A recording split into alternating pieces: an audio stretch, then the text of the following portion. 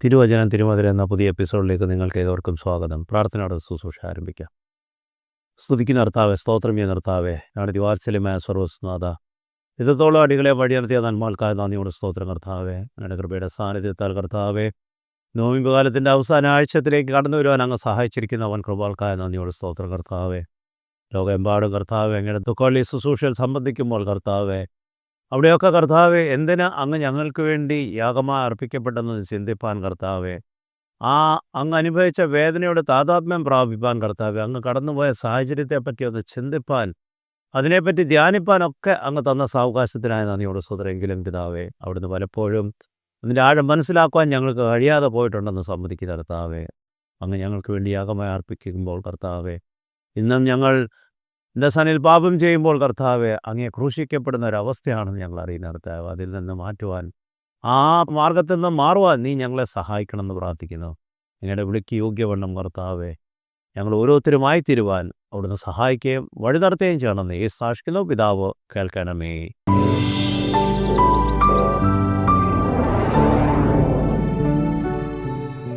ദൈവത്തിൻ്റെ പുണ്യത്തിന് മഹത്വം ഉണ്ടായിരിക്കട്ടെ. ഇന്ന് ലോകമെമ്പാടും ദുഃഖവള്ളി അല്ലെങ്കിൽ ഗുഡ് ഫ്രൈഡേ എന്ന് ആംഗ്ലിക ഭാഷയിൽ പറയുകയാണെങ്കിൽ അതിൽ ഏകദേശം പല രാജ്യങ്ങളിലുള്ള ഇന്നിപ്പോൾ എന്നെ കേൾക്കുമ്പോൾ അതിൽ സംബന്ധിച്ച ഭവനത്തിൽ കടന്നു വന്നവരായിരിക്കും, അല്ലെങ്കിൽ പലരും അതിലേക്ക് സംബന്ധിക്കുവാൻ കടന്നു പോകുന്നവരായിരിക്കും. എല്ലാ വർഷവും നാം ദുഃഖവള്ളി ശുശ്രൂഷകളിൽ സംബന്ധിക്കുന്നവരായിരിക്കും. പ്രത്യേകിച്ചും നമ്മുടെ ആയുസ്സിനൊത്തവണ്ണം അത്രയും വർഷം നമ്മൾ സംബന്ധിച്ചവരായിരിക്കണം. കർത്താവിൻ്റെ പീഡാനുഭവ ആഴ്ച അല്ലെങ്കിൽ കഷ്ടാനുഭവ ആഴ്ച എന്നൊക്കെ പറയുമ്പോൾ വ്യത്യസ്തമായ പല ശുശ്രൂഷകളാണ് ആ ദിവസം ആ ആഴ്ചകളിൽ നടക്കുന്നത്. തുടക്കം കുറിക്കുന്നത് ഓശാനയാണെങ്കിൽ അവസാനം ഉയർപ്പ് പെരുന്നാളാണ്. അതിൻ്റെ മധ്യത്തിൽ പെസഹ വരുന്നുണ്ട്, ദുഃഖവള്ളി വരുന്നുണ്ട്. ഇവയ്ക്കൊക്കെ അതിൻ്റേതായ അർത്ഥവും അതിൻ്റേതായ വ്യത്യസ്തമായ ദൂതുകൾ ദൈവം നമുക്ക് നൽകാറുമുണ്ട്. നാം ജനിച്ച നാൾ മുതൽ ഇന്ന് വരെ നാം ദുഃഖവള്ളിയെ പറ്റി ചിന്തിക്കുമ്പോൾ കർത്താവിൻ്റെ ക്രൂശമരണം അല്ലെങ്കിൽ പീഡാനുഭവത്തിൻ്റെ ഏറ്റവും കഠിനമായ കാര്യങ്ങളെപ്പറ്റി നാം കടന്നു വന്ന ദേവാലയങ്ങളിലും ശുശ്രൂഷകളിലുമൊക്കെ കേൾക്കാറുണ്ട്, മനസ്സിലാക്കാറുണ്ട്. ആ ശുശ്രൂഷകളിലൊക്കെ വായിക്കുന്ന വേദഭാഗങ്ങളിൽ പല കാര്യങ്ങൾ നാം കേൾക്കാറുണ്ടെങ്കിലും പലപ്പോഴും ചിന്തയ്ക്കായി വിഭക്തമാക്കുന്ന ചില കാര്യങ്ങൾ കർത്താവിൻ്റെ യഥാർത്ഥമായ പീഡന അവസ്ഥയെപ്പറ്റിയായിരിക്കും ഏറ്റവും കൂടുതൽ പറയുവാൻ ഇടയാകുന്നത്. എങ്കിൽ ആ മറഞ്ഞടക്കുന്ന മർമ്മത്തിലൊന്ന് നാം മനസ്സിലാക്കേണ്ടതിന്, സത്യത്തിന് വേണ്ടി നിലകൊള്ളുവാൻ കഴിയാത്ത ഒരു വ്യക്തിയെ പറ്റിയാണ് നാം കൂടുതലായിട്ട് മനസ്സിലാക്കേണ്ടത്. കുറ്റമില്ലാത്തവനെന്ന് 3 പ്രാവശ്യം പ്രഖ്യാപിച്ചിട്ടും തൻ്റെ ഔദ്യോഗിക പദവിക്ക് പ്രതിസന്ധി സൃഷ്ടിക്കുവാൻ സാഹചര്യമുള്ള ഒരു ജനമധ്യത്തിലാണെന്ന് കണ്ട് അവരുടെ ആഗ്രഹപ്രകാരം കർത്താവിനെ ക്രൂശിക്കുവാൻ വിട്ടുകൊടുക്കുന്ന അവസ്ഥ. ഇന്ന് എന്നെയും നിങ്ങളെയും വിളിച്ച് വേർതിരിച്ച് കർത്താവ് ശുശ്രൂഷകളിലും സഭകളിലും ഇടവകളിലും ഒക്കെ ആക്കി വച്ചിരിക്കുമ്പോൾ അവിടെ നടക്കുന്ന പല കാര്യങ്ങൾ ദൈവവചന വിരുദ്ധമാണ്, അല്ലെങ്കിൽ അത് ദൈവിക പ്രവർത്തനത്തിന് അനുയോജ്യമല്ലെന്ന് കണ്ടാൽ പോലും നാം മൗനമായിരിക്കുന്ന അവസ്ഥകളാണ് ഇന്ന് പലപ്പോഴും കാണുവാൻ ഇടയാകുന്നത്. തന്മൂലം ഇന്ന് പല സഭകളിലും പല ശുശ്രൂഷകളിലും യഥാർത്ഥമായ ദൈവത്തിൻ്റെ മൂല്യങ്ങൾ ചോർന്നു പോയിരിക്കുന്ന സാഹചര്യം. അത് സഭകളെയോ അല്ലെങ്കിൽ ശുശ്രൂഷകളെ മാത്രം കുറ്റം പറഞ്ഞാൽ പോരാ, അല്ലെങ്കിൽ അത് നയിക്കുന്ന ആ ഇടയന്മാരെയോ അതിൻ്റെ നേതൃത്വ നിലയിലുള്ളവരെ കുറ്റം പറഞ്ഞാൽ പോരാ. നാം ഓരോരുത്തരും കുറ്റവാളികളാണ്. കാരണം നമ്മെ അവിടെ ആക്കി വച്ചിരിക്കുമ്പോൾ നാം സത്യത്തിന് വേണ്ടി നിലകൊള്ളുവാൻ കഴിഞ്ഞിട്ടുണ്ടോ ഒന്ന് ചിന്തിക്കേണ്ടിയിരിക്കുന്നു. ഇവിടുത്തെ ചിന്തയ്ക്കായി വ്യക്തമാക്കുവാൻ പോകുന്ന യോഹന്നാന്റെ സുവിശേഷം 19:16 അപ്പോൾ അവൻ അപ്പോൾ അവൻ അവനെ ക്രൂശിക്കേണ്ടതിന് അവർക്ക് ഏൽപ്പിച്ചു കൊടുത്തു. അവനെ ക്രൂശിക്കേണ്ടതിന് അവനെ ഏൽപ്പിച്ചു കൊടുത്തു. ആരെയാണ് ക്രൂശിക്കാൻ ഏൽപ്പിച്ചു കൊടുത്തതെന്നൊന്ന് നാം ചിന്തിക്കുക. നമുക്കറിയാം കർത്താവിനെയാണ്.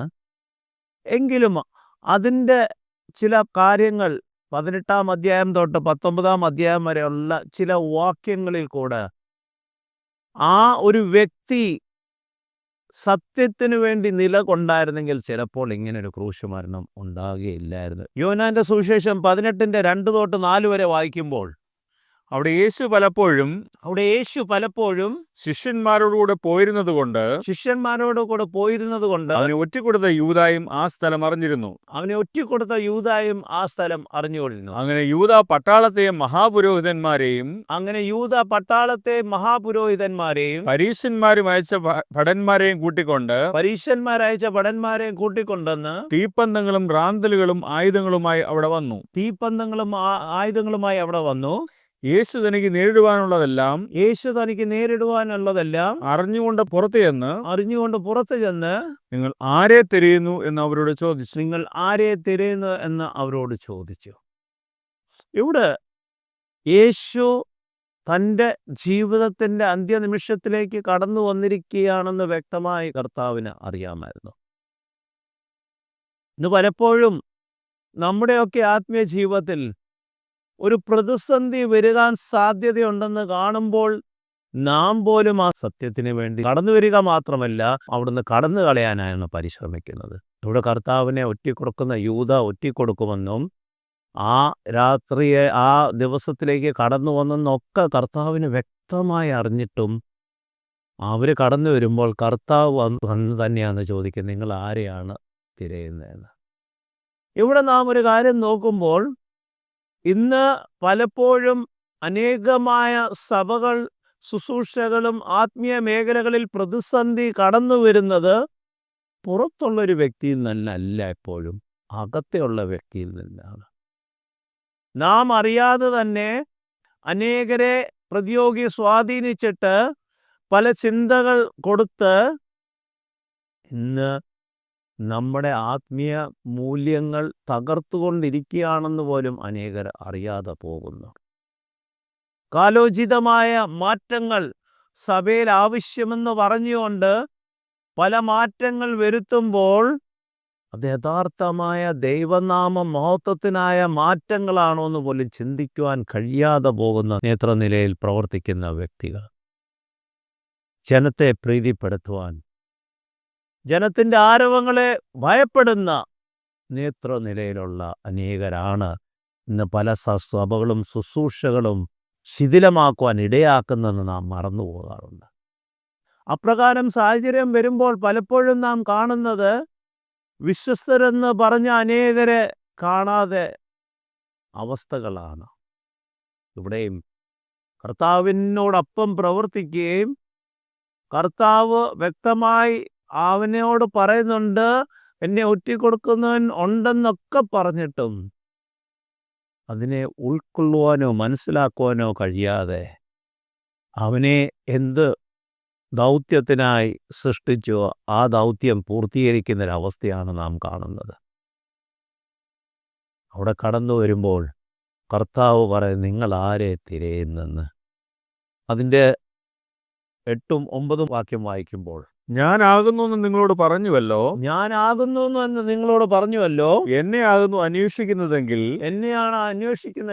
ഇവർ പോയിക്കൊള്ളട്ടെ എന്ന് യേശു ഉത്തരം പറഞ്ഞു. നീ എനിക്ക് തന്നവരിൽ ആരും നഷ്ടമായി പോയിട്ടില്ല എന്ന് അവൻ പറഞ്ഞ വാക്ക് ഇതിനാൽ നിവൃത്തിയായി. അതായത് നിങ്ങളാരെ തിരയുന്നെന്ന് പറയുമ്പോൾ അവർ പറയുന്നത് നസറേയനായ യേശുവിനെയാണ് തിരയുന്നതെന്നൊക്കെ പറഞ്ഞു കഴിയുമ്പോൾ അവിടെ 8-ാം വാക്യത്തിൽ പറയുന്നത് നിങ്ങൾ തിരയുന്നത് ഞാൻ തന്നെയാണെന്നും അതുകൊണ്ട് ഇവരെ, അതായത് കൂടെയുള്ള മറ്റ് ശിഷ്യന്മാരെ ഒക്കെ വിട്ടയക്കുവാൻ പറയുന്ന അവസ്ഥ. ഇന്നത്തെ കാലം അതല്ലല്ലോ. ഞാൻ കുഴിയിൽ വീണാൽ എന്നോട് കൂടെയുള്ളവരെയും കുഴിയിൽ കൊണ്ടുപോകുക എന്നുള്ള ചിന്തയാണ്. ഇവിടെയാണ് നമ്മുടെ ചിന്തകൾക്ക് മാറ്റത്തിൻ്റെ ആവശ്യം. നോയമ്പ് കാലത്തിൽ നോയമ്പ് സംബന്ധിച്ചത് കൊണ്ടല്ല, നോയമ്പെടുത്തത് കൊണ്ടല്ല, നോയമ്പ് ചിന്തകളിൽ കേട്ടതുകൊണ്ടല്ല. യഥാർത്ഥമായ ദുഃഖവെള്ളി അല്ലെങ്കിൽ ഈ കഷ്ടാനുഭവാഴ്ചയുടെ യഥാർത്ഥമായ മാറ്റം എൻ്റെയും നിങ്ങളുടെയും ജീവിതത്തിൻ്റെ ചിന്തകൾക്കും നിരൂപണങ്ങൾക്കുമാണ് ആവശ്യം. അവിടെയാണ് യഥാർത്ഥമായ മാറ്റത്തിൻ്റെ ആവശ്യം. സ്വയം ഏറ്റെടുത്ത് ചെയ്ത കുറവുകൾ, പ്രതിസന്ധികൾ ഏറ്റെടുക്കത്തക്കോണം നമുക്ക് നിൽക്കുവാൻ കഴിയുന്നുണ്ടോ എന്ന് ചിന്തിക്കണം. സത്യത്തിന് വേണ്ടി നിലകൊള്ളുവാൻ കഴിയുന്നുണ്ടോ എന്ന് ചിന്തിക്കണം. മുൻപോട്ട് വായിക്കട്ടെ. 18:38 തൊട്ട് 40 വരെ വായിക്കുമ്പോൾ പീലാത്തോസ് അവനോട് സത്യം എന്നാൽ എന്തെന്ന് ചോദിച്ചു. സത്യം എന്നാൽ എന്തെന്ന് ചോദിച്ചു. അവൻ പിന്നെയും യഹൂദന്മാരുടെ അടുക്കൽ ചെന്നവരോട് ഞാൻ അവനിൽ ഒരു കുറ്റവും കാണുന്നില്ല. എന്നാൽ പെസഹായിൽ ഞാൻ നിങ്ങൾക്ക് ഒരുവനെ മോചിച്ചു തരുന്ന പതിവുണ്ടല്ലോ. യഹൂദന്മാരുടെ രാജാവിനെ മോചിപ്പിക്കുന്നത് സമ്മതമോ എന്ന് ചോദിച്ചു. യഹൂദന്മാരുടെ രാജാവിനെ മോചിപ്പിക്കുന്ന സമ്മതമെന്നോ ചോദിച്ചു. അപ്പോൾ അവർ വീണ്ടും ഇവനെ വേണ്ട, ബറാബാസിനെ മതിയെന്ന് നിലവിളിച്ചു. ബറാബാസോ ഒരു കവർച്ചക്കാരനായിരുന്നു. ഇതാണല്ലേ യഥാർത്ഥമായ ഇന്ന് നാം കാണുന്ന സാഹചര്യം.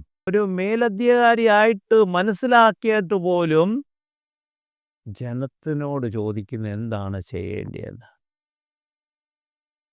ഇന്ന് ജനത്തിൻ്റെ ശബ്ദത്തിലാണ് പലപ്പോഴും നാം പല കാര്യങ്ങൾക്ക് തീരുമാനമെടുക്കുന്നത്.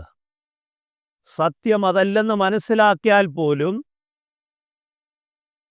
അവരെ ഞാൻ ഇന്ന് വേണ്ടിയ രീതിയിൽ അവർക്ക് വേണ്ടിയ കാര്യങ്ങൾ ചെയ്തു കൊടുത്തില്ലെങ്കിൽ നാളെ അവരെനിക്കൊരു വിനയായി തീരുമെന്ന ചിന്തയുള്ളപ്പോൾ ചിലപ്പോൾ സത്യം എന്തായാൽ പോലും അതിന് നിലകൊള്ളുവാൻ കഴിയാത്ത അവസ്ഥ.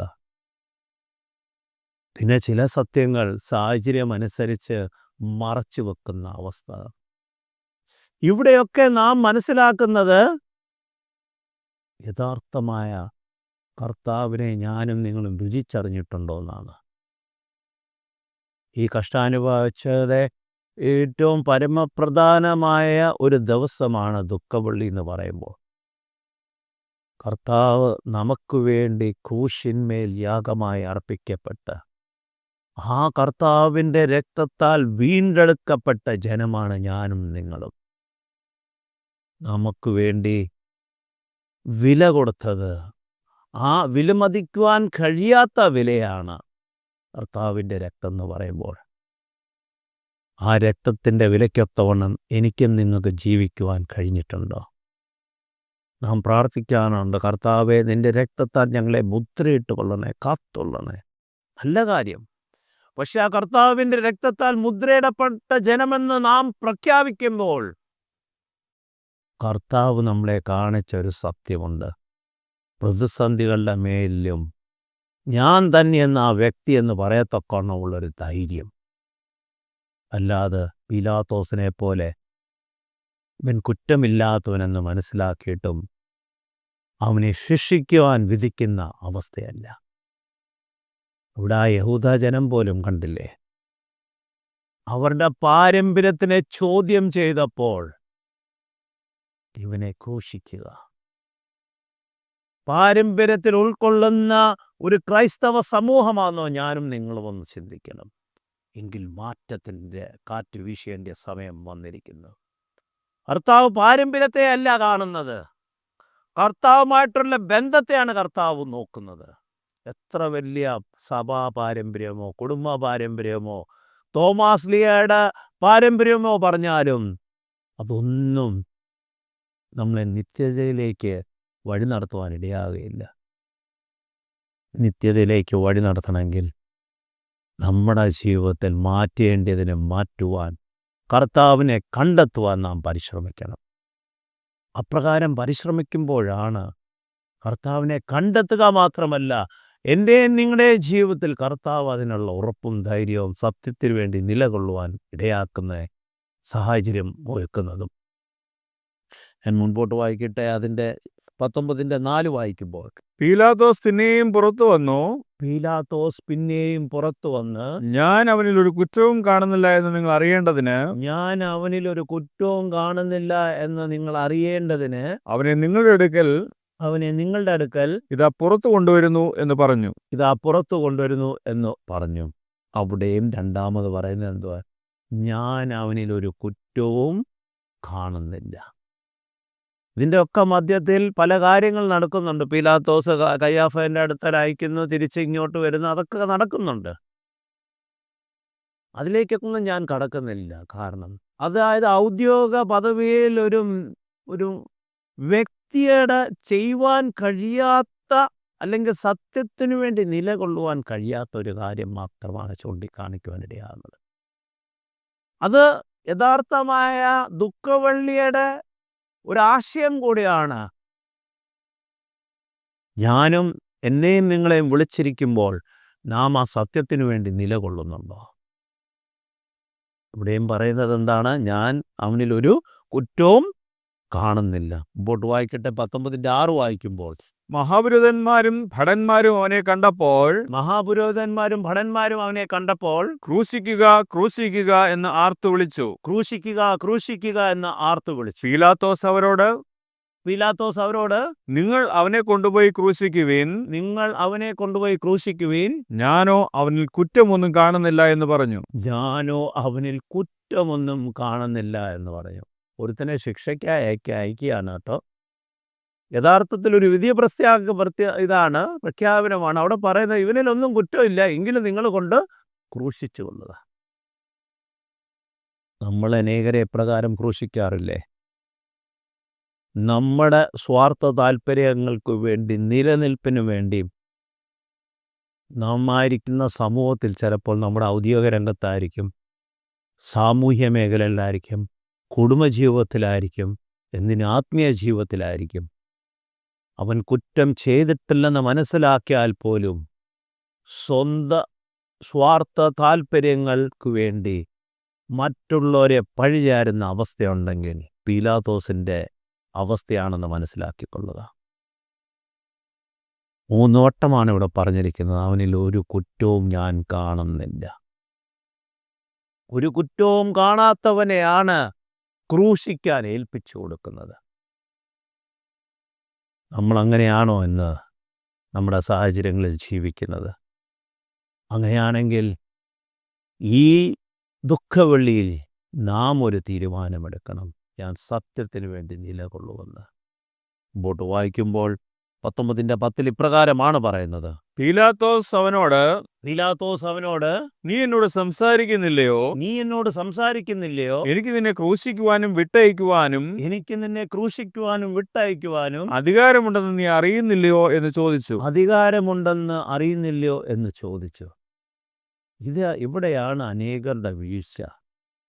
സ്വയമായി അങ്ങ് ചിന്തിക്കും, എനിക്ക് ഈ അധികാരമൊക്കെ ഉണ്ട്. നിന്നെ ആ അധികാര കസേരയിലേക്ക് ദൈവം ഉയർത്തിയിട്ടുണ്ടെങ്കിൽ നീതിക്കും ന്യായത്തിനും വേണ്ടി നിലകൊള്ളുവാൻ വേണ്ടിയാണ്, മറ്റുള്ളവരുടെ ജീവിതത്തിൽ പ്രതിസന്ധിയും പ്രയാസവും സൃഷ്ടിക്കുവാൻ വേണ്ടിയല്ല. അത് നാം മറന്നു പോകുന്നുണ്ട്. നമുക്കൊരു കസേര ലഭ്യമായാൽ ചിലപ്പോൾ ഔദ്യോഗിക രംഗത്തായിരിക്കും, അല്ലെങ്കിൽ ആത്മീയ മേഖലയിൽ ഏതെങ്കിലും സാഹചര്യത്തിലായാൽ അതിനൊരു അധികാരമുണ്ടെങ്കിൽ ആ അധികാര പരിധിക്കുള്ളിൽ അല്ലെങ്കിൽ പരിധിക്ക് അപ്പുറമായി മറ്റുള്ളവരെ വേദനിപ്പിക്കുന്ന അവസ്ഥയിലേക്കാണ് നാം അധികാരം ഉപയുക്തമാക്കുന്നുണ്ടെങ്കിൽ ചിന്തിച്ചു കൊള്ളുക, അത് ജീവിതത്തിൻ്റെ പ്രതിസന്ധിയിലേക്കാണ് നയിക്കുവാൻ പോകുന്നത്. ദൈവത്തെ അറിഞ്ഞിട്ട് ദൈവം നൽകുന്ന അധികാരത്തിനൊത്തവണ്ണം ന്യായത്തോടും നീതിയോടുമല്ല പ്രവർത്തിക്കുന്നെങ്കിൽ അവിടെ ദൈവം നമ്മോട് കൂടെയില്ല. ദൈവത്തിന് നമ്മോട് കൂടെ നടക്കാൻ കഴിയത്തില്ല. കാരണം ദൈവം നീതിയും ന്യായമുള്ളവനാണ്. മുഖപക്ഷമില്ലാതെ പ്രവർത്തിക്കുന്നവനാണ് നമ്മുടെ കർത്താവ്.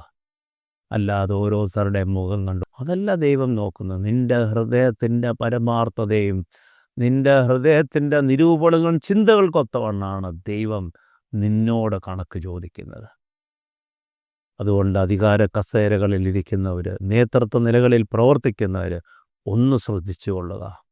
നമ്മെ അപ്രകാരമാക്കിയിട്ടുണ്ടെങ്കിൽ നാം സത്യത്തിന് വേണ്ടി നിലകൊള്ളുന്നില്ലെങ്കിൽ, ജനത്തിൻ്റെ ആരവത്തിനൊത്തവണ്ണമുള്ള തീരുമാനങ്ങളാണ് എടുക്കുന്നെങ്കിൽ, എന്നെ മാറ്റിക്കളയുന്നൊരു കാലയളവിലേക്കാണ് നാം കടന്നു വരുന്നത്.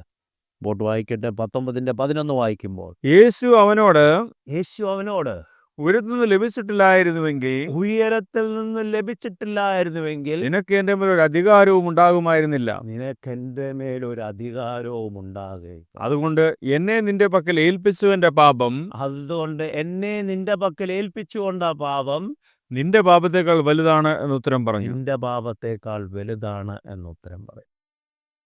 യഥാർത്ഥത്തിൽ കർത്താവിനെ ആരാണ് പീലാത്തോസിൻ്റെ സന്നിധിയിലേക്ക് കൊണ്ടുവരുന്നത്? അവിടുത്തെ മഹാപുരോഹിതനായ കയ്യാപ്പാസും അവരുടെ ആലോചനയുമാണ്.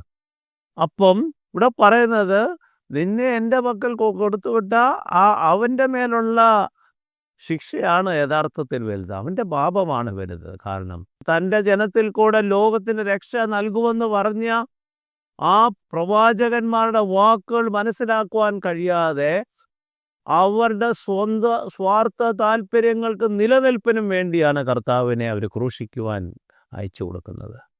ഇപ്പോൾ കർത്താവ് ഒരു കാര്യം പറയുന്നത്, എൻ്റെ മേൽ നിനക്ക് അധികാരമുണ്ടെന്ന് പറയുമ്പോൾ ഒന്ന് ചിന്തിച്ചു കൊള്ളുക. അത് ഉയരത്തിൽ നിന്നല്ലാതെ, അതായത് ഉയരത്തിൽ നിന്ന് പറയുമ്പം ദൈവം നിന്നെ ആ സ്ഥാനത്തിലേക്ക് ഉയർത്തിയില്ലായിരുന്നെങ്കിൽ ഈ ഒരു അധികാരവും നിൻ്റെ പക്കൽ കാണുകയില്ലായിരുന്നു. അപ്പോൾ നമ്മെ ഒരു സ്ഥാനത്തിൽ ദൈവം ഉയർത്തിയിട്ടുണ്ടെങ്കിൽ, ചിലപ്പോൾ ഒരു ഇടയനായിരിക്കും, ഇടയശ്രേഷ്ഠനായിരിക്കും, സുവിശേഷനായിരിക്കും, ശുശ്രൂഷകനായിരിക്കും, ഏത് സ്ഥലത്തും ആയിക്കൊള്ളട്ടെ, ഏത് സാഹചര്യവുമായിക്കൊള്ളട്ടെ, ഔദ്യോഗിക രംഗത്തിലായിരിക്കും, ദൈവം നമുക്കൊരു പദവി തന്ന് അധികാരം തരുമ്പോൾ ആ അധികാരം വിനിയോഗപ്പെടുത്തുകയാണെങ്കിൽ അതിന് നാം ഉത്തരം പറഞ്ഞേ മതിയാവൂ. കാരണം ദൈവം നീതിയും ന്യായമുള്ളവരാണ്. ഇവിടെ കർത്താവിൻ്റെ ജീവിതത്തിൽ അപ്രകാരം നീതിയും ന്യായത്തിൽ പ്രവർത്തിക്കുവാൻ അന്നത്തെ യഹൂദ സമുദായത്തിനോ റോമൻ സാമ്രാജ്യത്തിനോ ആർക്കും കഴിഞ്ഞില്ല. അവരവരുടെ ജീവിത സാഹചര്യങ്ങൾ നിലനിർത്തുവാൻ വേണ്ടിയുള്ള പരിശ്രമം മാത്രമാണ് അവിടെ നടന്നത്. ഏറ്റവും അവസാനമായി 19:12 വായിക്കുമ്പോൾ, ഇതു നിമിത്തം പീലാത്തോസ് അവനെ വിട്ടയക്കുവാൻ ശ്രമിച്ചു. യഹൂദന്മാരോ നീ ഇവനെ വിട്ടയച്ചാൽ കൈസറുടെ സ്നേഹിതനല്ല, സ്വയം രാജാവാക്കുന്നവനെല്ലാം കൈസറോട് മത്സരിക്കുന്നുവല്ലോ എന്ന് ആർത്തു പറഞ്ഞു. ഇതാണ് നമ്മെ വീഴ്ത്തുവാൻ വേണ്ടി പ്രതിയോഗി എപ്പോഴും നമ്മളെ ഭയപ്പെടുത്തുന്ന ശബ്ദങ്ങൾ കേൾപ്പിക്കുവാൻ പരിശ്രമിക്കും. പക്ഷെ സത്യത്തിന് വേണ്ടി നിലകൊള്ളണമെങ്കിൽ ഈ ഭയപ്പാടിനെ അതിജീവിക്കത്തക്കോണമുള്ള കൃപയിൽ നാം വളരേണ്ടിയിരിക്കുന്നു. ഇന്ന് അതിൻ്റെ ആവശ്യമാണ് ഈ കാലഘട്ടത്തിൽ. സഭകളായാലും ശുശ്രൂഷകളായാലും നേതൃത്വ നിലകൾ തെറ്റായ വഴിയിലേക്ക് നമ്മെ നയിക്കുന്നുണ്ടെങ്കിൽ നാം ഉണർന്ന് പ്രവർത്തിക്കേണ്ട കാലയളവായിരിക്കുന്നു. നമ്മുടെ വാക്കുകളും പ്രവൃത്തികളും ദൈവത്തിൻ്റെ മഹത്വത്തിനായിട്ടാണോ എന്ന് നാം ചിന്തിക്കണം. അല്ലെങ്കിൽ ഇവിടെ പീലാത്തോസ് ഏറ്റവും അവസാനം പറയുന്ന പോലെ ഇവനെ കൊണ്ടുപോയി ക്രൂശിക്കുക. നാം ആദ്യം വായിച്ച വാക്യമാണ്, ഇവനെ കൊണ്ടുപോയി ക്രൂശിക്കുക. സത്യത്തിനെ ക്രൂശിക്കുന്നൊരവസ്ഥ അതാണോ നമ്മുടെ ചുറ്റും നടക്കുന്നത്? അതാണോ നമ്മുടെ പ്രവൃത്തി മൂലം നടക്കുന്നതെന്നൊന്ന് ചിന്തിക്കണം. അതുകൊണ്ട് ഈ നോയമ്പാലത്തിൻ്റെ ഈ ദിവസത്തിൽ ഒരു ദുഃഖ വെള്ളിയാഴ്ച ശുശ്രൂഷ സംബന്ധിക്കാൻ പോകുന്നവരായിരിക്കും. ഒരു നിമിഷം ഒന്ന് ചിന്തിച്ച് നോക്കുക, നാം സത്യത്തിനെ ക്രൂശിക്കുന്നവരാണോ? അങ്ങനെയാണെങ്കിൽ നമുക്കൊരു മാറ്റത്തിൻ്റെ ആവശ്യമുണ്ട്. നമ്മുടെ തലകളെ ഉണക്കാം. സ്തുതിക്കുന്ന കർത്താവേ, സ്തോത്രം ചെയ്യുന്ന കർത്താവേ, അവിടെ വാത്സല്യമായ സ്വർഗ്ഗസ്നാഥ കർത്താവേ, നാളുകളായി ഞങ്ങൾ കർത്താവെ കഷ്ടാനുഭവിച്ചകളും ദുഃഖങ്ങളിലൊക്കെ കർത്താവെ ഞങ്ങൾ സംബന്ധിക്കുകയും അതിൻ്റെ എല്ലാ കാര്യങ്ങളിൽ പ്രവർത്തിക്കുകയും ചെയ്തെങ്കിലും കർത്താവെ പലപ്പോഴും ഞങ്ങളുടെ ജീവിതത്തിൽ സത്യത്തിന് വേണ്ടി നിലകൊള്ളുവാൻ കഴിയാത്ത അവസ്ഥകളും വന്നിട്ടുണ്ടെന്ന് സമ്മതി. അതിനൊരു മാറ്റം വരുത്തുവാൻ, ഞങ്ങളുടെ പ്രവർത്തനങ്ങളിലും നിരൂപണങ്ങൾക്കൊരു മാറ്റം വരുത്തുവാൻ അങ്ങയുടെ പരിശുദ്ധാത്മാവ് ഞങ്ങളെ ശക്തീകരിക്കണമെന്ന് പ്രാർത്ഥിക്കുന്ന കർത്താവ്, ഞങ്ങളുടെ പരിശുദ്ധാത്മാവിൻ്റെ ബലത്തിൽ ഞങ്ങളെ വഴി നടത്തുവാൻ ഇടയാക്കണമെന്ന് പ്രാർത്ഥിക്കുന്ന കർത്താവ്, ഞങ്ങളുടെ മഹത്വത്തിനൊത്തോണം ഓരോ ദിവസവും അടിയങ്ങൾ മുന്നേറുവാൻ ഞങ്ങളെ ഓരോരുത്തരുടെ അടുത്ത് ഉപയോഗിക്കണം എന്ന് യേശു സാക്ഷിക്കുന്നു. പിതാവ് കേൾക്കണമേ. ദൈവം നമ്മെ അനുഗ്രഹിക്കട്ടെ.